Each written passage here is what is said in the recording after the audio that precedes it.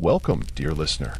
Tonight, we set sail upon calm, ancient waters, drifting not in haste or peril, but in quiet reflection, following the soft footsteps of Odysseus, not through battles or monsters, but through memory, longing, and the patient journey home. This is not a tale of conquest, but of return, not of roaring storms, but of silent stars above the wine-dark sea.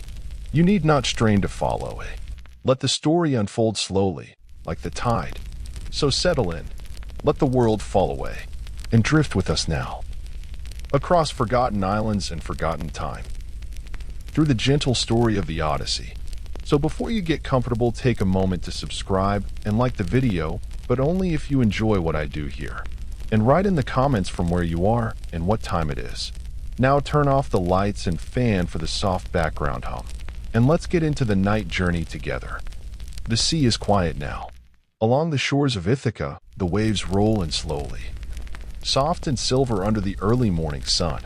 There is no storm today, no sails upon the horizon, only gulls that will silently above the rocks, and a wind that stirs the olive trees, their leaves flashing pale green and silver like coin. It has been many years since Odysseus left these shores, and still the island waits, not in dramatic grief or loud mourning, but in silence, in patience, in the small, persistent rhythm of daily life. There is a fig tree in the courtyard, older than memory. Its roots twist deep into the earth where goats sometimes rest in the heat of day. Nearby, a pot simmers slowly over a fire. The aroma of lentils, thyme, and barley drifts through the breeze. The food of those who do not wait for feasts, but who cook each meal with what the land gives. Inside the halls of the king's house, the stone is cool and worn smooth. It echoes faintly with the tread of sandals and the whispers of servants. Dust gathers in corners where it once would not have been allowed. And in the great hall, the loom stands. Penelope sits before it. Each morning she rises before the light, her hair pinned simply, her robe wrapped loosely around her, and she weaves. The threads slide between her fingers, fine and soft, dyed in quiet hues, wine, wool, and ash. She weaves a shroud for Laertes, Odysseus' aging father, though he still breathes. Each evening, when the house is quiet, she unravels what she has done, not out of cruelty or madness, but out of hope. It is her quiet resistance, her way of keeping the suitors at bay, men who fill her hall with laughter that feels too loud, too confident. They eat the food of the house. They boast. They drink wine and speak of marriage, each believing he will be the one to inherit what Odysseus has left behind. But Penelope knows, or perhaps she only believes, that he is not gone, that across the wide sea, through storm and sun, Odysseus still walks the earth. And so she weaves, not a shroud for the dead, but a thread of hope for the living. Outside the palace, life continues in the fields and pastures. Men rise early to guide their flocks across rocky hillsides, the bleating of goats mingling with the soft thud of hooves on dry earth.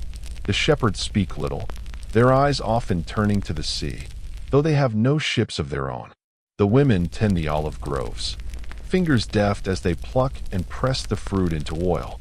Children gather figs and wild herbs, their laughter carried on the wind. Ithaca is not a rich island. Its soil is thin, its hills steep, but its people know the land well. They know where water hides in the roots of old trees, where the bees make their honey, where the stars guide the night. And in the small things, they find peace. There is a boy who walks often along the cliffs. He is not quite a man, though his shoulders have grown broader with each season. He is Telemachus, son of Odysseus. He walks alone sometimes, his eyes searching the waves as if the sea might return to him a father. He does not remember the moment his father left, only stories, voices that speak of cunning, of bravery, of long-ago battles on foreign shores. And so he walks, quietly, along the edge of the world. He does not boast like the suitors. He does not laugh as loudly. But there is a stillness to him, a gathering strength. The island watches him grow. The trees shade him. The stones know his steps. And somewhere, in the hush between day and night. Ithaca holds its breath. Seasons pass in the quiet way they always have. The sea changes with them. Come in spring. Restless in winter. The moon rises and falls in her silver arc. The stars will gently overhead. And still, the house of Odysseus remains. Not abandoned. Not grieving. But waiting. The loom continues its rhythm. The hearth keeps its ember. And the island holds a place. For a man not yet returned. Perhaps it is this waiting that defines Ithaca. Not its stones. Nor its fields. But its patience.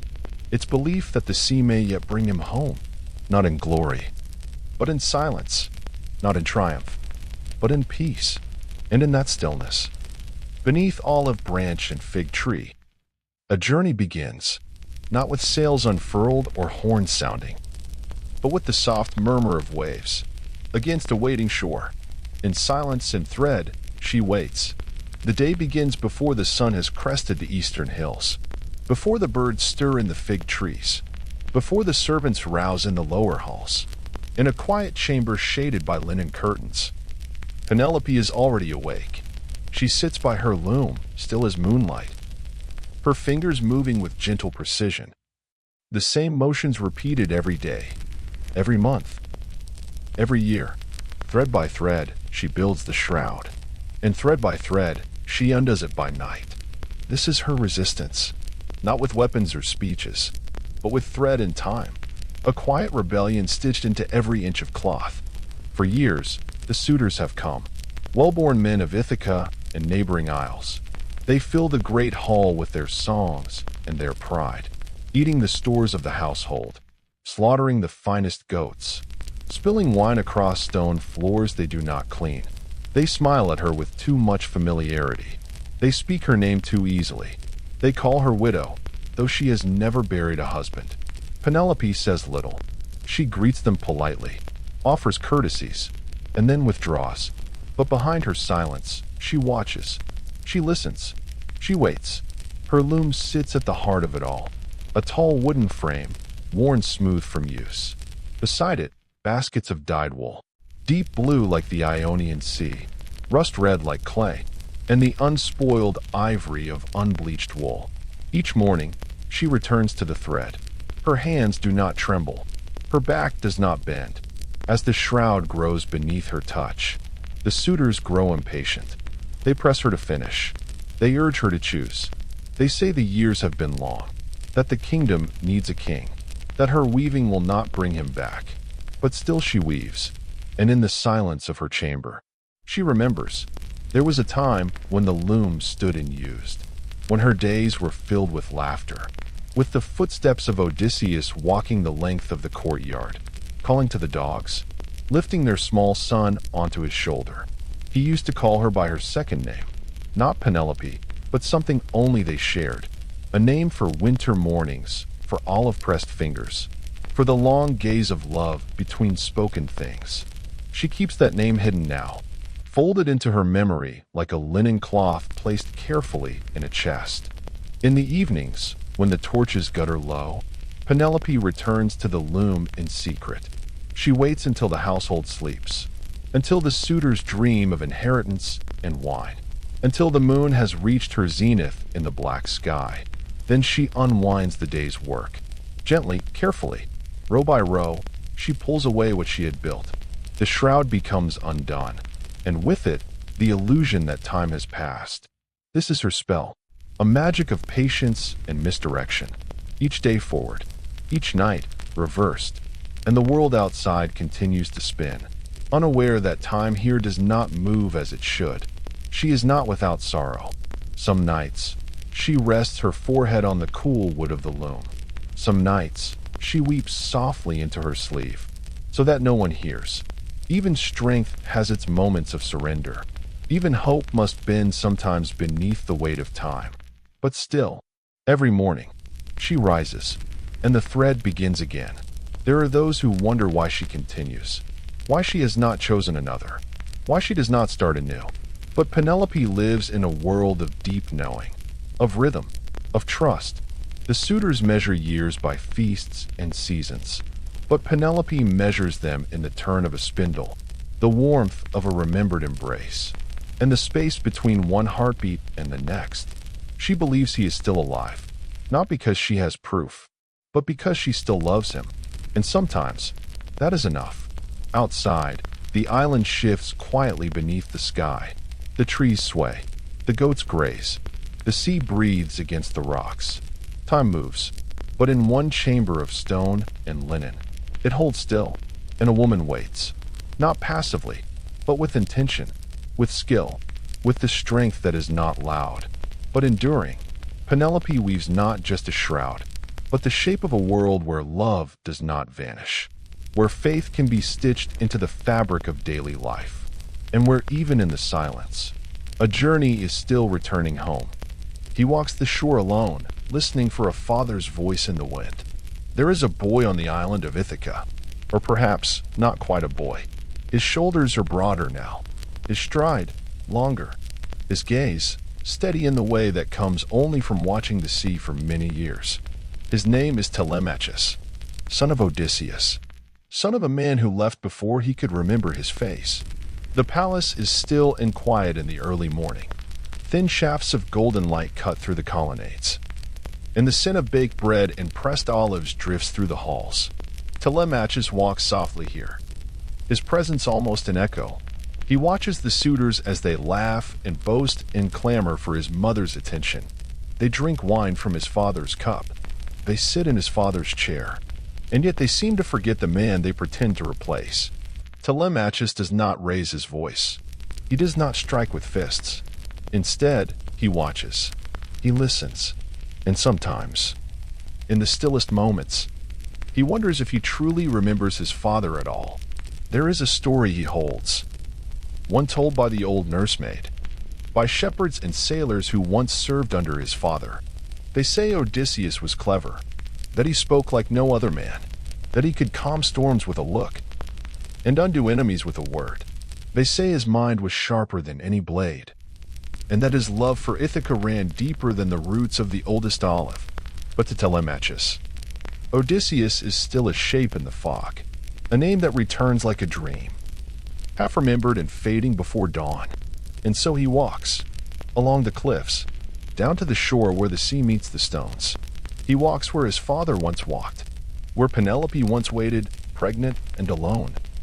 As the sails vanish toward Troy, Telemachus bends to pick up driftwood, tracing the grain of salt and sea. Each piece is weathered, shaped by years of wind and water. He holds it in his hand, and wonders if a hand like his once held it before. He dreams of ships, of masts swaying in the wind, of men shouting across the deck, their faces creased by sun and memory. He dreams of adventure, not in the heroic sense, but as a way of finding answers, a way of stepping out from beneath the long shadow cast by a man he's never known. And then he wakes, to the suitor's laughter, to his mother's quiet sorrow, to a life that waits, half-lived. One morning, an old man arrives. He is a stranger, but his eyes are clear and kind. He wears no crown, no armor, only a cloak of travel-worn wool and sandals thick with dust. He is, though Telemachus does not yet know it, the goddess Athena in disguise. She speaks gently, but her words carry weight. She tells him that he is not meant to linger here forever, to waste away while others feast in his father's halls. She tells him the time has come to journey outward, to seek the truth, to find what remains of Odysseus in the words of those who knew him. And Telemachus listens, his heart still, but stirred. He does not rage, as young men in stories often do. He does not throw down goblets or swear vengeance. Instead, he goes to the storeroom. He selects provisions. He speaks to his mother with tenderness, promising only to return. And then, quietly, he boards a ship, not a grand vessel, only a single-sailed cutter, painted with old symbols, its hull repaired by the hands of local fishermen. But it is enough, for the sea does not ask for grandeur, only courage. As the oars dip into the water, Ithaca begins to recede. The hills soften into shadows. The cliffs dissolve into mist. Telemachus does not look back. Not yet. His eyes are fixed on the horizon, on the lands of Nestor and Menelaus. on the tales that wait to be told. Somewhere out there, someone remembers, and in that remembering, a son might finally learn the shape of the man who gave him his name. Back on Ithaca, Penelope stands at the edge of the palace steps. She does not call out. She does not wave. She only watches, her hands folded at her waist, the wind playing with the edge of her sleeve.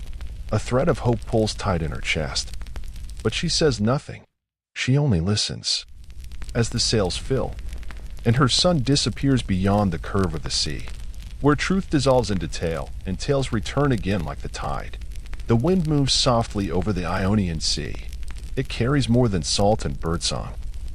It carries stories, old ones, half remembered, told again and again by firelight and harbor's edge, long before books were bound in leather, before ink-stained parchment. Stories were windborne, and in this age, when Odysseus has not returned, and his name lingers like the faint outline of a ship in fog, the island of Ithaca becomes not a place, but a question. Where is he? What has become of him? And so, stories are told, to fill the silence, to bind together the quiet hours between hope and grief. It begins, as many tales do, with someone who claims they heard it from someone else. A sailor at port, a merchant from Crete, a Phoenician passing through, his cloak heavy with spices, his voice low and mysterious. They sit in the Megaron, the long hall, on benches warmed by fire and wine. The suitors lean forward, half in jest, half in longing. Even the servants pause at the edges of the room, pretending to sweep, pretending not to listen. And the storyteller begins. They say Odysseus was seen sailing past the Cape of Malea, his ship battered but afloat, that he outwitted a sorceress who turned men into beasts, that he blinded a giant with a sharpened stake, escaping beneath the bellies of sheep. They say he landed on an island where time forgot to move, where a goddess wept as he built his raft to leave her, that he heard the song of the sirens, and lived. Some say he died in a storm. Some say he rules a foreign kingdom, having forgotten his name. Others say he walks among the dead, still searching for a way out. Each version contradicts the last. Each is told with certainty, and each is met with a murmur of awe, a shake of the head, a refill of wine. The stories spread beyond Ithaca. In Pylos, where Nestor grows old with dignity, the tale of Odysseus becomes one of cleverness, of courage in the darkest hours of Troy. In Sparta, among the marble courts and calm fountains of Menelaus, he is remembered as the mind behind the wooden horse, a man whose thoughts moved faster than swords, whose loyalty to his comrades ran deep. In markets and on ships, in songs sung by traveling bards, Odysseus becomes larger than life, more than a man, almost a myth. And yet, those who knew him speak of his laughter, his quiet hands, his gaze when he held his newborn son. Not all tales are grand. Some are small, and all the more real for it. There is an old man in a village on the western slope of the island. He tends his goats and watches the sea. When asked if he knew Odysseus, he nods. He once helped me dig a new channel for the spring. He says, didn't speak much, but he worked until the job was done. No monsters, no enchantresses, just a man with calloused hands and a steady gaze. And perhaps that is the truth, or part of it, that a man can be many things, depending on who remembers. For Telemachus, these stories are both balm and burden. He listens carefully, trying to sift the real from the imagined. Each story is like a pebble, dropped gently into the pool of his mind. They ripple outward, overlapping, disappearing into one another. Some bring him comfort, some only deepen the ache, but all of them bind him closer to the shape of a father he still hopes to meet. There is power in stories. They carry us across the sea, through death, through time. They fill the silence of waiting. They make the unseen visible. They whisper that even in absence, we are remembered. And so on Ithaca, as the sun slips behind the hills, and the hearth fire glows, the stories continue. They drift like smoke into the evening sky, to be caught by the wind, and carried onward. Odysseus, wherever he may be, is never fully gone. For so long as his name is spoken, so long as a voice carries his tale across the waves, he is still returning. In every retelling, in every murmur beneath olive tree and stars, his journey continues, and the island waits, cradled in wind and silence. An island of soft sands, eternal longing, and the weight of immortality. The sea carries Odysseus gently now, after storms and wanderings, after nights spent beneath star-swept skies. He finds himself washed upon a shore unlike any he has seen. The air is thick with the scent of wildflowers and salt, warm and heavy as honeyed wine. Palm trees sway softly in the breeze, their fronds whispering secrets to the clouds. The beach stretches endlessly, soft sands melting into the calm turquoise sea. Here, time moves differently. The island, named Ogygia, is a place apart, a place caught between worlds. It is not cruel, like the god's storms, nor harsh, like the barren lands he has crossed. It is soft, lush, eternal, and it is home to Calypso. Calypso is no mere mortal woman. She is a goddess, timeless and radiant. Her hair cascades like rivers of gold. Her eyes hold the deep blue of the ocean itself. Her voice is a song carried on the breeze, both tender and powerful. She finds Odysseus on the shore, naked and weary, and she takes him in. She offers him food from her gardens, sweet fruits dripping with dew. She gives him shelter in a cave carved from white stone, where light filters through crystal and dances on the walls. At first, Odysseus is grateful. He rests. He sleeps. For the first time in many moons, his body is not bruised by battle or travel. His mind quiets. Days stretch on, unmarked by time, filled with the gentle rhythms of the island. Calypso tends to him, her hands healing wounds deeper than flesh. Her laughter fills the air like birdsong. But beneath the softness, there is a weight. Calypso loves Odysseus with an immortality that cannot be given, only taken. She offers him eternal youth, a home where no storms will ever reach him, a life without sorrow or longing. Yet, to Odysseus, this immortality feels like a chain, for his heart is tied to another place. He dreams of Ithaca, of olive trees bent with age, of his wife's quiet weaving, of the boy who waits on cliffsides. He hears the distant laughter of his people, and the low hum of the sea beyond. Though Calypso's island is paradise, it is also a prison, a place where time is endless, and hope is a fragile thread. Days turn into weeks. Odysseus sits by the shore, watching the horizon for a ship that will not come. Calypso watches him. Her eyes soften, and for the first time, she understands.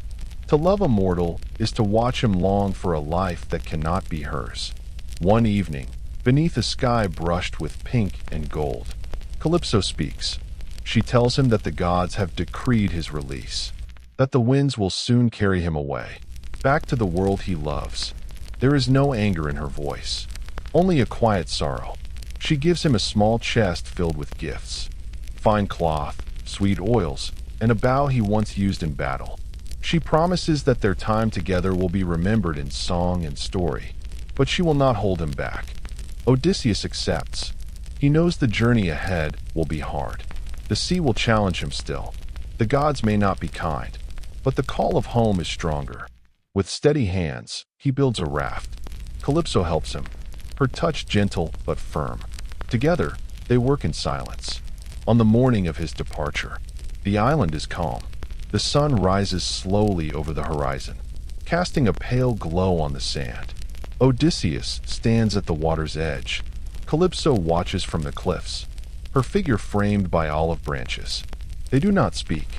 Their parting is wordless, filled only with the quiet understanding of two souls who have shared a fleeting eternity.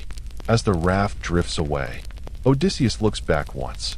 The island shrinks beneath the rising sun, a jewel set upon the endless sea.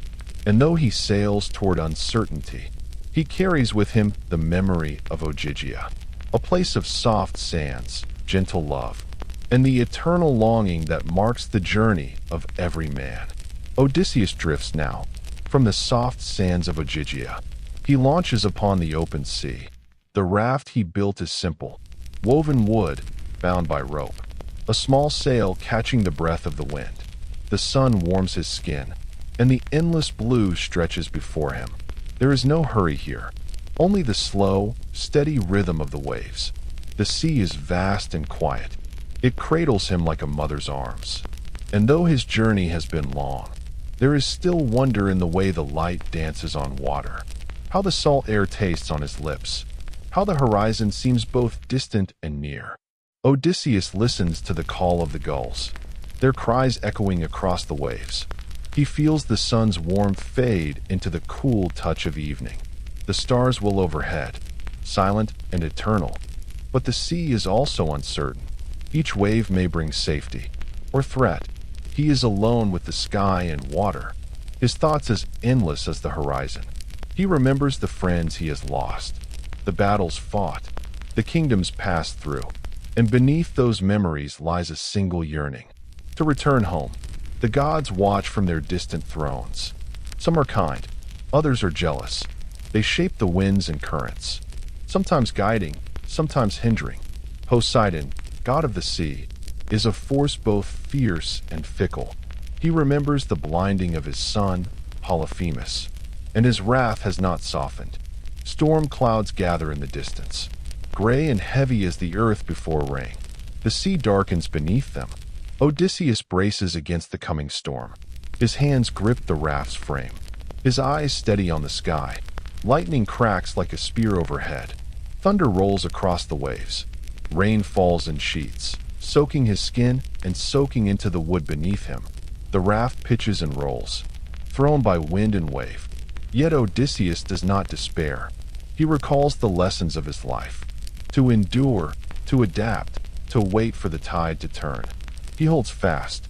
Hours pass like this, until at last the storm breaks, leaving behind a quiet sea and a sky brushed with soft pink and gold. The sun rises, warming his bones once again. In the distance, a ship appears, a Greek vessel, sturdy and proud, with oars dipping rhythmically into the water. Hope stirs in Odysseus' heart. He calls out with all his strength, his voice carried on the wind. The ship's crew turns, and soon a rope is thrown. Odysseus is pulled aboard. He is soaked and weary, but alive. The crew tends to him with water and cloth, and their captain listens to his story in silence, respect growing in his eyes. For here is a man who has battled gods and monsters, who has journeyed beyond the edges of the world, and still carries the quiet strength of home within him. As the ship sails toward new lands, Odysseus rests. He watches the horizon, the sun warming his face, the sea whispering promises of a journey still unfolding. Though the road ahead is long, he is no longer alone. The island of Ogygia fades behind the waves, a memory of soft sands and a love that could not hold them. And Ithaca waits still, quiet, patient, cradled by sea and sky, where time slows beneath sweet petals and memory fades like mist. After days at sea, Odysseus and his crew arrive at a strange and quiet shore. The land is unlike any they have seen. Soft hills draped in wildflowers, and trees heavy with clusters of pale, fragrant blossoms.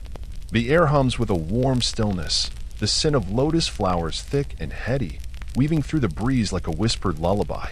The men step onto the sand, their footsteps light, their eyes wide with cautious wonder. The shore is peaceful, almost too peaceful. No sounds of battle or clamor, only the gentle lap of waves and the distant call of birds. The lotus eaters themselves are a gentle people, slow-moving and serene. Their skin glows golden beneath the sun, their eyes half closed as if caught in a dream. They offer Odysseus men bowls filled with the lotus fruit, soft petals that melt sweetly on the tongue. One taste, and the world seems to soften. Memories of home blur. The yearning for return dims.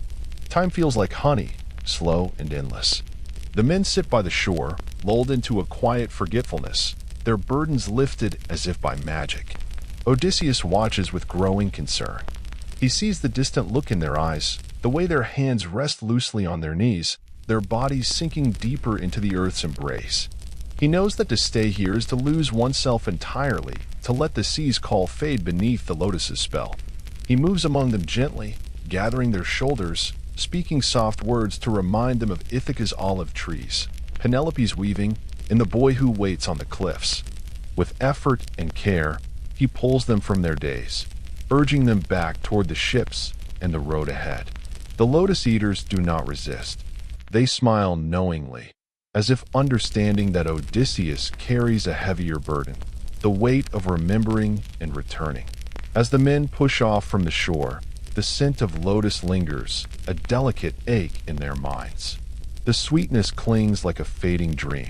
Odysseus knows that the journey is not just across seas, but within, the struggle to hold fast to memory, to purpose, to home.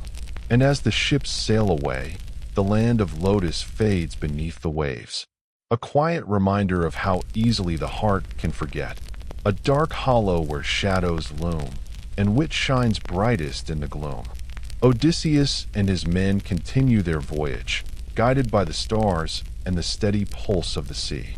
After many days, they arrive at an unfamiliar shore, rugged and wild, with cliffs that rise like ancient sentinels, their faces weathered by wind and time.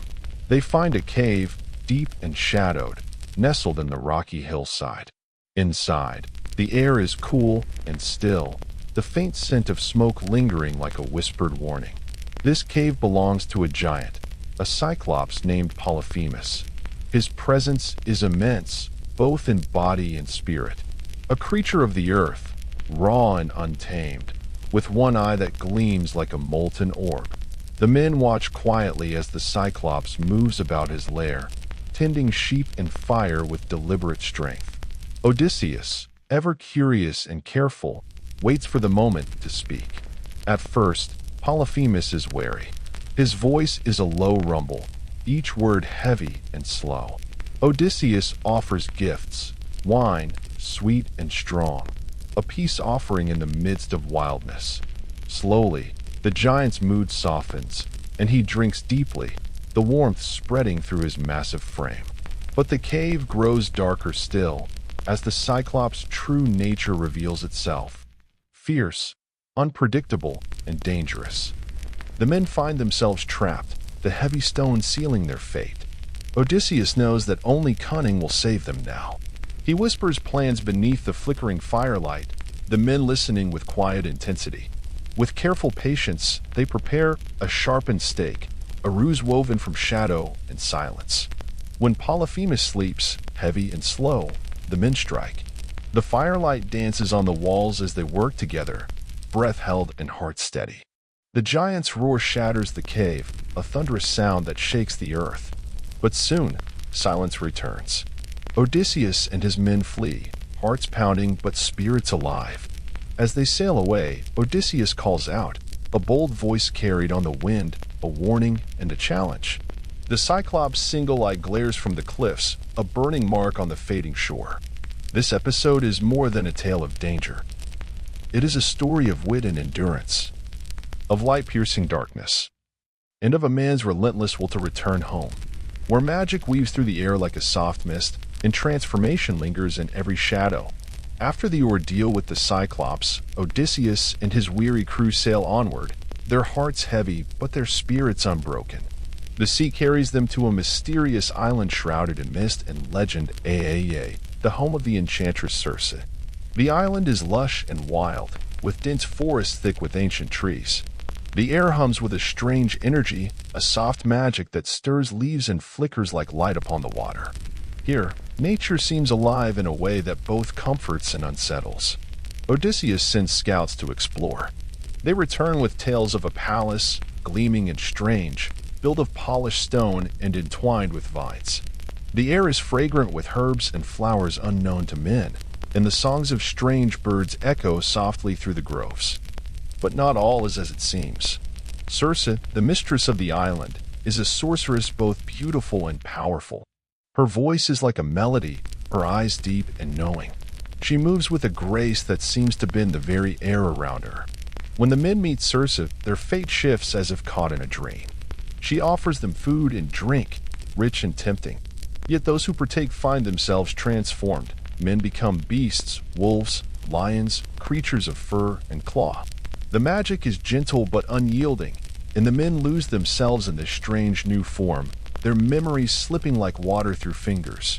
Odysseus, cautious and wise, approaches the palace with resolve.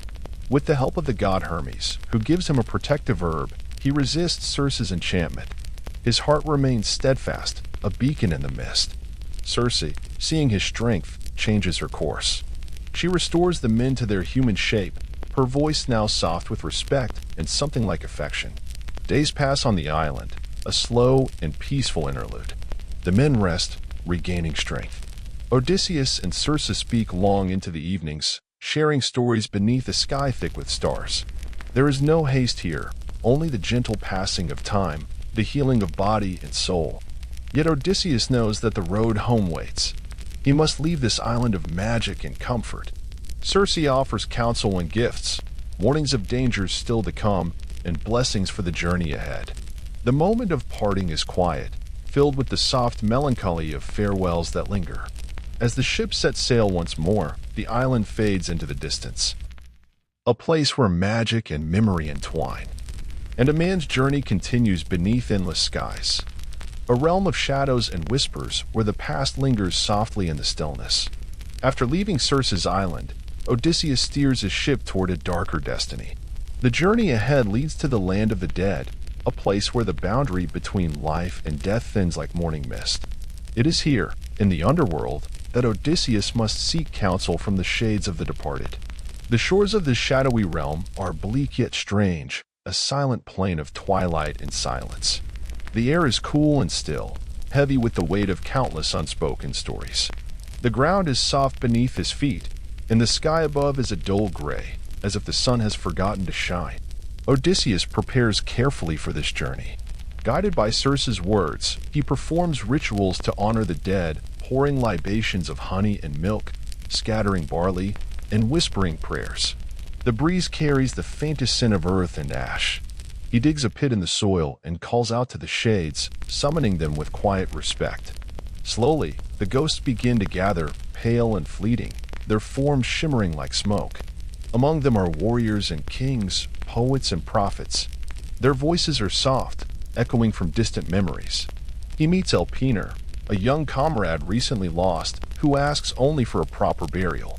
There is the wise seer Tiresias, who offers Odysseus vital warnings and guidance for the journey ahead, advice to steer clear of the sun god's sacred cattle, and a promise that home awaits if he is cautious and patient. The underworld is filled with echoes, the laughter of past joys, the sighs of lost hopes, and the murmur of endless waiting. Odysseus speaks gently with the spirits, absorbing their stories and wisdom. He is reminded that death is but a part of the great cycle, a quiet passage rather than an end. Yet the underworld's stillness also sharpens his resolve, a reminder of what he risks losing if he fails to return. With a final farewell to the shades, Odysseus turns away from the land of shadows. The journey back to the light is slow, the path fraught with both hope and uncertainty. As he sails from the underworld shores, the world feels anew, fragile and precious. A song like silver light upon the water, beautiful, haunting, and dangerous to those who forget to look ahead. The sea lies still beneath Odysseus' ship. Its surface calm as polished stone. The sails stir gently in the wind, and the horizon stretches wide and open. Yet even in this quiet, Odysseus prepares, for he knows that ahead lies one of the sea's most delicate dangers, not of brute force, but of beauty, the sirens. Circe had warned him. "They will call to you," she had said, with voices like wind and reeds, soft as the sea's breath, and they will promise knowledge of all things past and all that is to come. But their promises are threads of mist. To listen is to lose yourself. And so Odysseus, ever watchful, takes careful steps. He has his crew plug their ears with beeswax. Softened by the sun's warmth, they move in silence, expressionless, obedient to his gestures alone. But Odysseus chooses to listen. Curiosity is part of him, his curse, and his gift. They bind him to the mast.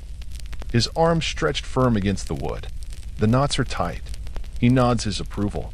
And then, the coast of the Sirens draws near. There is no sound at first, only stillness. A hush that falls like snow on the sea. Then, the voices begin. It is not a song, not exactly. More a feeling, a shimmer in the heart, a tremor behind the eyes. They call his name. They speak not with mouths, but with memory. Odysseus. They whisper, "We know what you seek. We know your longings, your regrets, your hidden sorrows." The voices speak of Troy, of his comrades fallen, of the moment before each arrow flew. They offer the secrets of the world. Why the stars turn, why the winds shift. They sing of Penelope, weaving in silence, in Telemachus, standing tall upon a cliff, watching the waves. Odysseus strains against the ropes. His heart pounds. Tears fill his eyes. Not of fear, but of longing. He cries out, commands to be released. His crew cannot hear him. They row on, unmoved. The Sirens stand on their lonely island, neither beautiful nor monstrous. Their hair is seaweed, their eyes as deep as forgotten wells. They sing not for cruelty, but because they must. Their song is ancient, a memory echoing across the water, searching always for a listener. And then, the ship passes. The voices fade. The ropes loosen. Odysseus sinks to the deck, exhausted. His ears still ring, not with the siren's song, but with the sound of his own breath. In the silence of having survived it, he looks up. The sea stretches onward. No song follows, only the steady rhythm of oars, the creak of timber, the hiss of wind in the sail. He has listened, and he has let go. The Sirens remain on their shore, watching the sea for another sail, another name. Their song drifts upward like mist, soft and eternal. Where choice is narrow and every path holds sorrow, the sea asks only that you endure. The sea grows narrow now. The ship enters a strait where the waves run faster, tighter, clinging close to cliffs that rise like walls from the deep.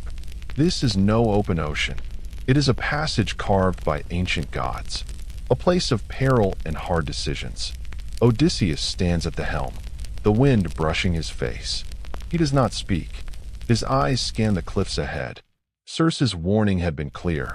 Two monsters guard this place, one above, one below. To port, the waters churn around a gaping whirlpool. Charybdis, a hunger in the sea itself. 3 times a day, she drinks the ocean down. 3 times, she spits it out again. Ships caught in her pull vanish whole, dragged beneath into darkness. And to starboard, upon the cliffs, lurks Scylla. She waits in the rocks, a creature of many heads, each lined with sharp teeth, each stretching down to snatch the unwary. There is no safe passage. To avoid one is to risk the other. It is not a battle Odysseus can win. It is a trial he must endure. And so he chooses. He will steer closer to Scylla. He will lose men. He knows this. But not all. To sail toward Charybdis is to risk everything. He keeps this truth to himself. He does not tell the crew. Some burdens are a captain's alone. The ship enters the strait. The wind grows fierce. The waves crash louder against the hull. Above, the sky darkens, not with storm, but with the weight of decision. The cliffs loom high. The whirlpool gurgles low. Odysseus grips the tiller, his knuckles white, his breath slow. Then, a shriek. From above, Scylla strikes. She darts from her cleft like a sudden wind. 6 long necks lunging toward the ship, in a blur of motion and chaos. 6 men are lifted from the deck. They cry out, arms reaching for help that cannot come. Then they are gone.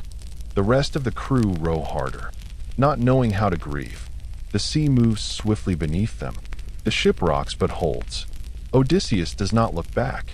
He stares ahead, beyond the strait, toward open water. There is no glory in this moment, no triumph, only sorrow, and the knowledge that survival often carries a weight of its own. Behind them, the cliffs recede. Scylla returns to her perch. Charybdis sighs and sleeps, and the sea, as it always does, forgets. But the men do not. They speak softly now. They row in silence. And Odysseus, he remembers each name, each face. They do not vanish from his mind, as the sea would have them vanish from the world. The ship continues, sailing once more through calmer waters. The sky opens above them, the stars returning, quiet sentinels watching over those who remain. When hunger meets temptation and the sacred is defied, even the quiet sea may bear witness to sorrow. The ship drifts now toward a quiet island, bathed in golden light. It is still, almost gentle, with soft hills rising like folded cloth, and meadows that stretch in silence toward the sea. This is the island of Thrinacia, a place sacred to the sun god, Helios. Circe had spoken of it, her voice low with warning. "Do not touch the cattle," she said, "for they are his, divine, immortal, and watched." Odysseus carries her words in his heart, but his men, long worn by hunger, by salt and wind, are growing desperate. They are tired of rations and silence. Their bellies ache, their minds wander. The gods, they reason, are far away. The sun looks down each day, but says nothing. And the cattle, they graze so peacefully, white and golden, horns curving like crescents, eyes calm and wide, as if untouched by time. Odysseus warns them again. He begs. He reminds them of home, of the dangers they've already passed, and the trials that still lie ahead. But one night, while Odysseus sleeps, the choice is made without him. They slaughter the sacred cows. They build fires. They roast the meat. The smell rises through the night air. Rich, bitter, final. The sea seems to hold its breath. And above, the sun's eye watches. Morning comes with stillness.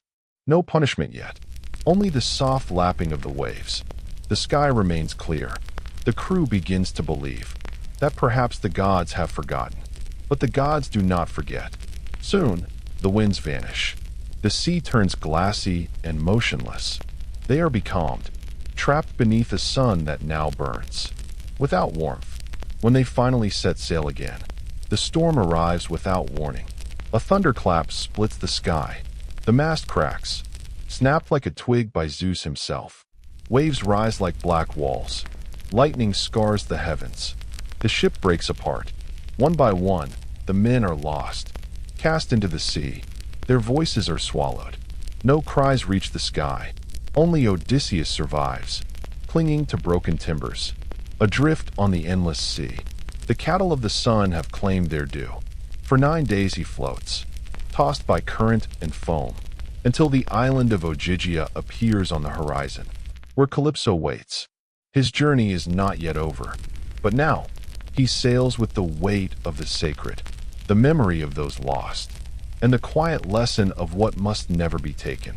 The island fades into the past, but its silence lingers. Not all mistakes roar. Some whisper, and some are carved deep into the soul, like salt into skin.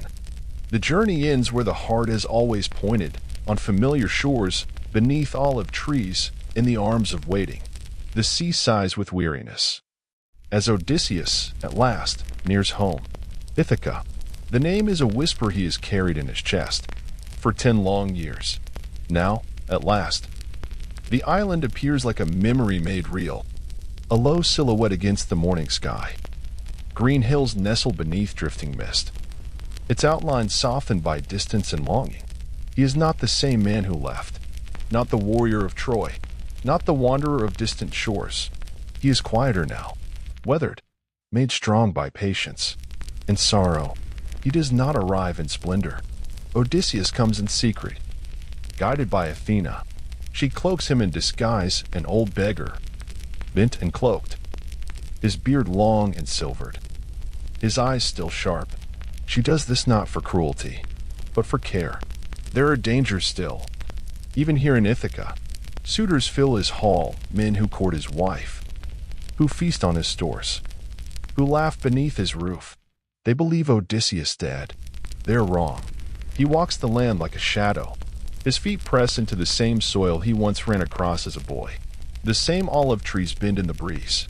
He sees the harbor where ships once waited, the hill where he kissed Penelope before Troy. He says nothing. He watches.